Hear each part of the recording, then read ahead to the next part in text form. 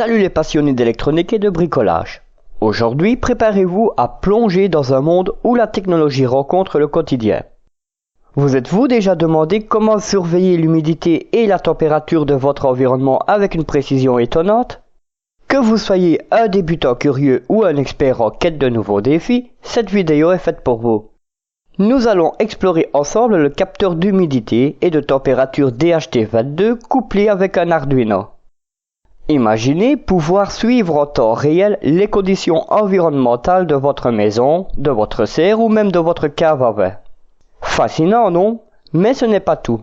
Je vais vous montrer comment connecter ce petit bijou technologique, écrire un code simple mais puissant et lire les données en un clin d'œil.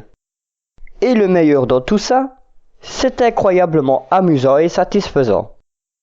Alors, sortez vos Arduino, dépoussiérez vos breadboards et mettez-vous à l'aise. Nous allons transformer votre espace en un véritable laboratoire de mesure. Que vous souhaitiez automatiser votre maison ou simplement impressionner vos amis avec vos nouvelles compétences, cette vidéo va vous guider à travers chaque étape avec clarté et enthousiasme.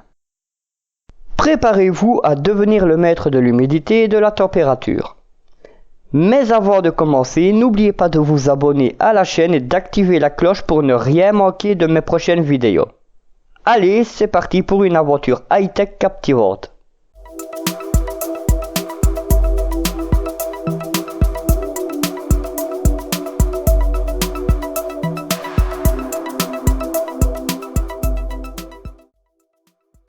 Comme annoncé dans l'introduction, je vais vous parler du capteur DHT22, un petit bijou de technologie qui mesure l'humidité et la température.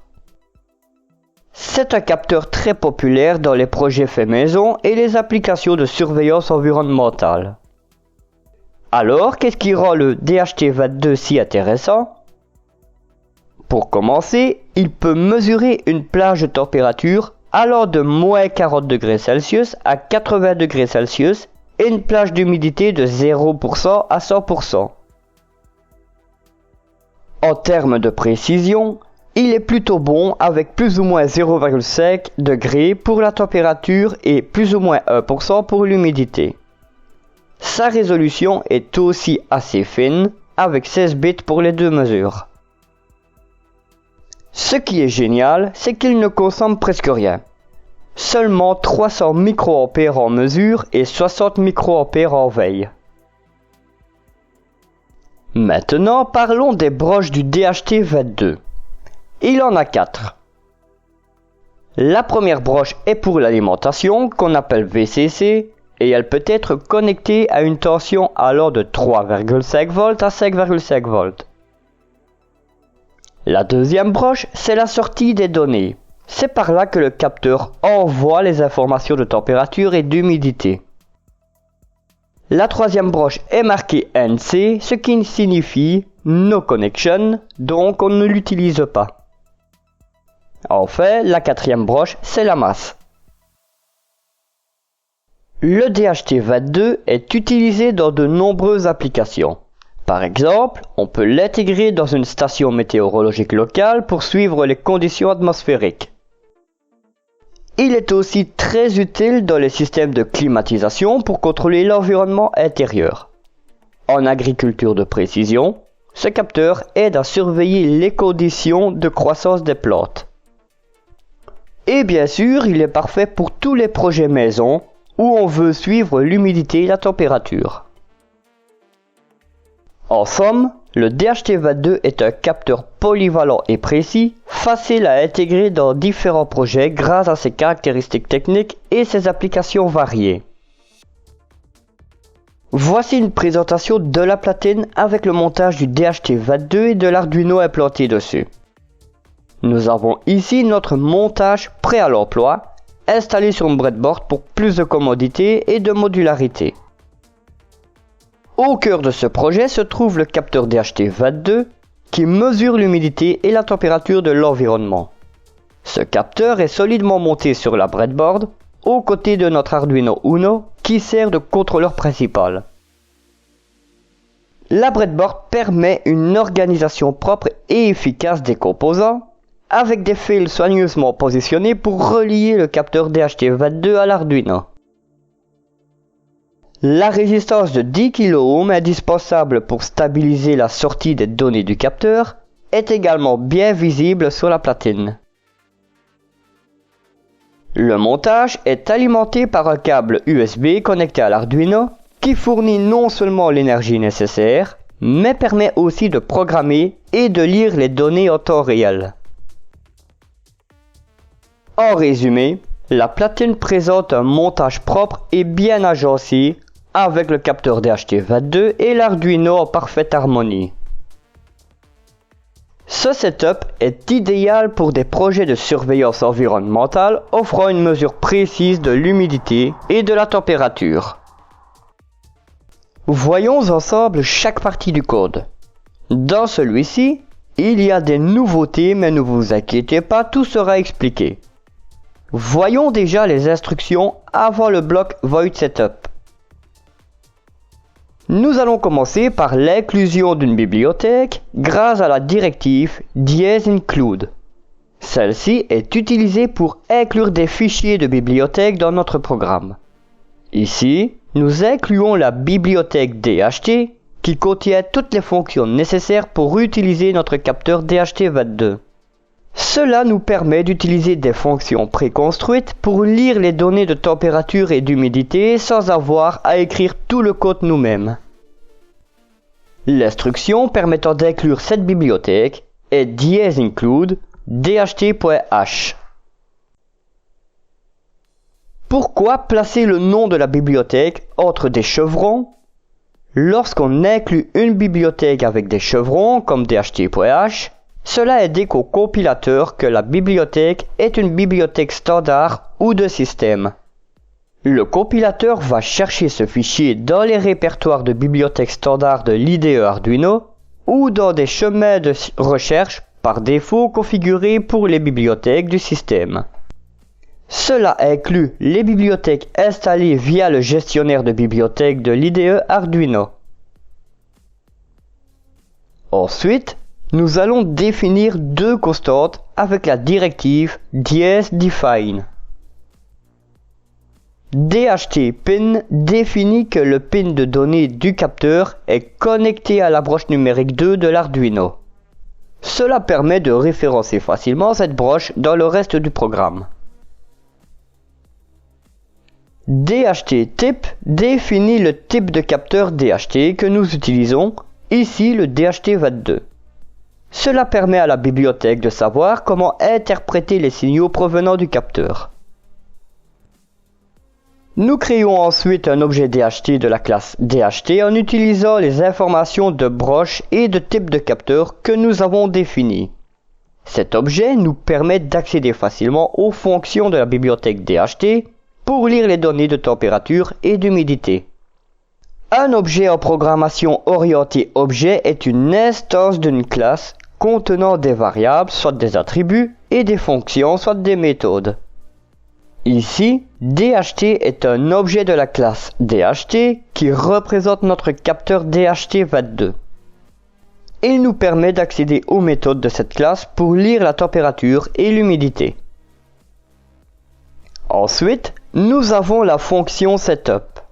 Nous commençons par initialiser la communication série avec une vitesse de 9600 baud grâce à l'instruction serial.begin 9600. Cela nous permet d'envoyer et de recevoir des données via le port série, notamment pour afficher les résultats dans le moniteur série. Continuons par initialiser le capteur DHT pour qu'il soit prêt à lire les données de température et d'humidité grâce à l'instruction dht.begin. Cela configure les broches nécessaires et effectue toute configuration initiale requise pour le bon fonctionnement du capteur. Ensuite, vient le bloc void loop. C'est ici que nous lisons les données du capteur et les affichons dans le moniteur série. Nous commençons par utiliser la méthode readHumidity et l'objet DHT pour lire l'humidité de l'air. La valeur lue est stockée dans la variable h de type float. L'instruction permettant cette action est float h égale dht.read humidity. La variable float est utilisée pour stocker des nombres à virgule flottante, c'est-à-dire des nombres qui peuvent avoir une partie décimale. Cela permet de représenter des valeurs avec une précision supérieure aux entiers, soit int. Après, nous utilisons la méthode readTemperature et l'objet DHT pour lire la température. La valeur lue est stockée dans la variable t de type float. L'instruction permettant cette action est float t égale dht.readTemperature. Ces deux méthodes n'ont pas besoin de paramètres pour fonctionner. Elles accèdent directement aux données du capteur et les renvoient. C'est pourquoi les parenthèses après ces méthodes sont vides. Il s'agit d'une convention en programmation où les parenthèses vides indiquent que la méthode ne prend aucun argument.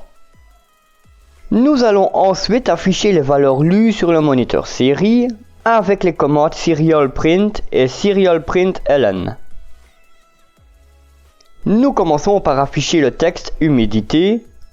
On affiche la valeur de l'humidité stockée dans la variable h et on affiche un symbole de pourcentage suivi d'une tabulation pour formater l'affichage. Ensuite, on affiche le texte température, on affiche la valeur de la température stockée dans T et on affiche le symbole des degrés Celsius et passons à la ligne suivante. Après, on insère un délai de 2000 millisecondes, soit 2 secondes, entre chaque lecture pour éviter de lire les données trop fréquemment. Cela donne au capteur le temps de stabiliser les mesures et évite de saturer le moniteur série avec des mises à jour trop rapides. En résumé, ce code lit les données de température et d'humidité du capteur DHT22 toutes les 2 secondes et affiche ces valeurs dans le moniteur série de l'IDE Arduino. Cela nous permet de surveiller les conditions environnementales en temps réel de manière simple et efficace. À présent, nous allons décortiquer le schéma de principe de notre circuit. Ce schéma illustre les composants principaux et leurs interactions. Le cœur de notre montage est composé de 3 éléments principaux, le capteur DHT22, l'Arduino et le système de communication série. Le capteur DHT22 est responsable de la mesure de l'humidité et de la température de l'air ambiant. Il collecte ces informations grâce à ses sondes internes et les prépare pour la transmission. Une résistance de 10 kΩ est placée entre la broche VCC et la broche data du capteur DHT22. Cette résistance agit comme une résistance de pull-up, ce qui signifie qu'elle maintient la ligne de données à un niveau logique élevé, soit high, lorsqu'aucune donnée n'est transmise. Cela aide à stabiliser le signal de données et à éviter les lectures erronées causées par des interférences ou du bruit électrique. L'Arduino agit comme le contrôleur central du système. Il interroge régulièrement le capteur DHT22 pour obtenir les données de température et d'humidité. L'Arduino reçoit ces données via les connexions de données du capteur et les traite en conséquence. Une fois les données reçues et traitées par l'Arduino, elles sont envoyées au moniteur série via le port USB. Ce système permet de visualiser les données en temps réel sur l'écran de l'ordinateur. Lorsque le circuit est alimenté et le programme chargé dans l'Arduino, le processus se déroule comme suit. À la mise sous tension, l'Arduino initialise la communication série et le capteur DHT22. Le DHT22 se prépare à fournir des mesures précises d'humidité et de température. L'Arduino interroge le capteur DHT22 à intervalles réguliers toutes les 2 secondes pour obtenir les valeurs actuelles de température et d'humidité. Le capteur DHT22 répond avec les données mesurées. L'Arduino reçoit les données du capteur, les convertit au format approprié et les envoie au système de communication série. Les valeurs de température et d'humidité sont affichées dans le moniteur série de l'IDE Arduino. En résumé, le capteur DHT22 associé à la résistance de 10 kΩ est conçu pour fournir des lectures précises et stables d'humidité et de température. Sa faible consommation d'énergie permet une surveillance continue sans épuiser rapidement les ressources. Grâce à la boucle de lecture toutes les 2 secondes, le système est suffisamment réactif pour fournir des mises à jour en temps réel des conditions environnementales. Le moniteur série permet de visualiser facilement les données en temps réel, offrant une interface conviviale pour la surveillance des conditions. Voici notre schéma d'implantation. L'Arduino Uno est placé à l'extérieur de la breadboard, connecté via des fils de connexion pour faciliter l'accès à ces broches sans occuper l'espace central de la breadboard. Le capteur DHT22 est placé sur la breadboard à une position permettant des connexions simples et claires. La broche VCC du capteur est connectée à la ligne d'alimentation positive, soit 5 volts, de la breadboard. La broche de masse du DHT22 est connectée à la ligne de masse de la platine. Une résistance de 10 kΩ est placée entre la broche VCC et la broche data du capteur DHT22 sur la breadboard pour stabiliser le signal. La broche data du DHT22 est connectée à la broche numérique 2 de l'Arduino. Comme le capteur DHT22 n'était pas disponible dans l'éditeur de schéma, j'ai utilisé un autre capteur de température. Ce capteur remplace le DHT22 dans notre montage pour illustrer les connexions et le fonctionnement général. Avant de construire notre projet, faisons un récapitulatif des composants dont nous avons besoin. Il faut une platine d'expérimentation, une carte Arduino Uno, une résistance de 10 kΩ dont les anneaux sont marron noir orange or, un capteur d'humidité et de température DHT22, des fils de connexion et un câble USB pour l'alimentation de l'Arduino. Maintenant, nous allons assembler notre circuit étape par étape. Pour commencer, assurons-nous d'avoir tout le matériel nécessaire à portée de main, une carte Arduino Uno, un capteur DHT22, une résistance de 10 kΩ, une breadboard et des fils de connexion. Tout d'abord, plaçons notre capteur DHT22 sur la breadboard. Ensuite, connectons la broche VCC du DHT22 à la ligne d'alimentation positive de la breadboard. Cette ligne est reliée à la broche 5 volts de l'Arduino. Puis connectons la broche GND du DHT22 à la ligne de masse de la breadboard. Cette ligne est reliée à la broche GND de l'Arduino.